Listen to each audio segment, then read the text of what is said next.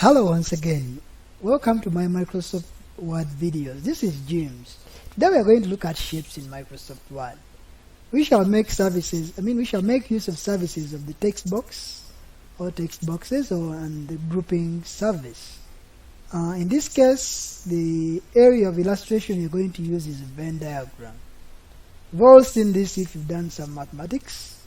So we want to see, supposing we wanted to develop something like this, maybe for a test, or we wanted to incorporate it in our work. So let us go to our next blank page here and we see how we can do that. So to do this, you get your shapes from Insert.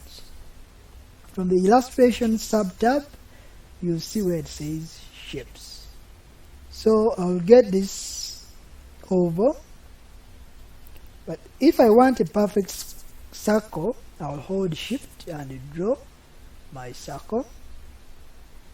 This circle comes with a blue fill. So if I don't want color in it, up here in this shape styles is where we do those editing. The shape fill is the color of the circle. So if I don't want any fill, I can say no fill. If I want a different color for the lining of the circle, you see as the colors change. You see that? So the shape outline is the lining of the circle. Now, I want to make other circles like this. So I don't need to go again and draw.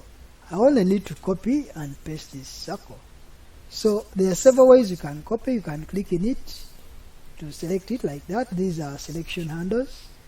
Then I can Ctrl C, or I can go back to home and I click what? Copy, but I had already pressed Ctrl C, that's why you see the paste option lighting up. So, or I could simply point in the shape which is there, I hold Ctrl then drag. It will still give me another one. So I always prefer this one. And there we have our circles. They are already intertwined and their intersections are already there. So you might want to give them colors like in the previous example. So when I click in this shape, I'll come here to the drawing tools. In the drawing tools, you will notice that when I go to format, I'll go back to my shape field. Then I might want to make this green. Then I might want to make this maybe blue. That is the shape outline. Let's go to the field. And lastly, I want to make this last one maybe brown. Notice that the intersection this time has gone away. So how do we bring back that intersection? Because when we look up here, we find that the colors are there, but the intersection is also there. Here the colors have been applied, but the intersection is missing. What do we do? So to do that, you can make these shapes transparent. How?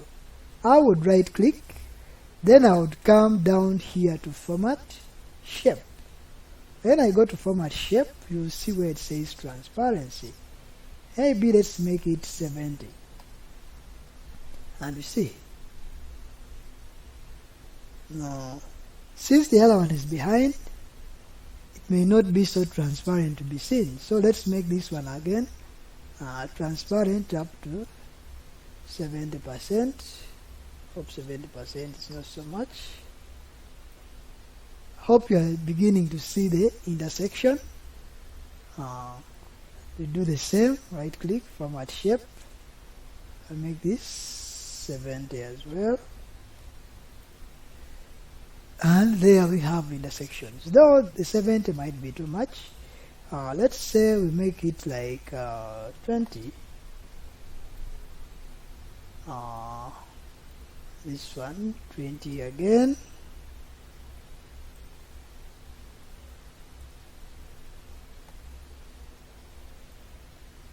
And lastly, this one here, still 20,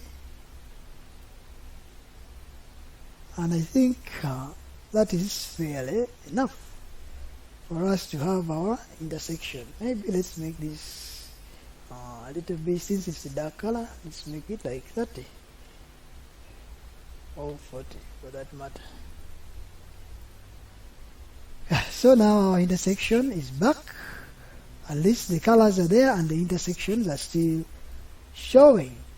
When you go back to our shape on top, it's enclosed inside and a rounded rectangle. So we are going to get that rounded rectangle still from insert, shapes again, then we get our rounded rectangle and we draw it around our shape like so. Wow, notice that it covers the other shapes because it has a blue fill. So we'll come to shape fill and we say no fill. Notice that now you see your circles inside the rounded rectangle. We are getting there slowly, don't worry. So when you come back here, we have intersections filled with numbers, and on top of it, of course, you have the summation of what is supposed to be inside the sets. So how do we do that? So first order of business, you can try to type inside here, but I wouldn't advise that. That would be here I'm trying to space until I reach where I want. But if you did that and you try to move these shapes around, for example, if I type 5 here and I try to move these shapes around, oh, this went down. Notice that the 5 doesn't move with the shape. So that kind of method we are not going to use. We shall use something else to make sure that our work is smart and neat. So that brings in what we call the groupings and text boxes. So first we need to write on top here this summation, but as you notice now there is no space up here. So if I try to move this down, notice that it will move minus the circles. When we try to do the same up here,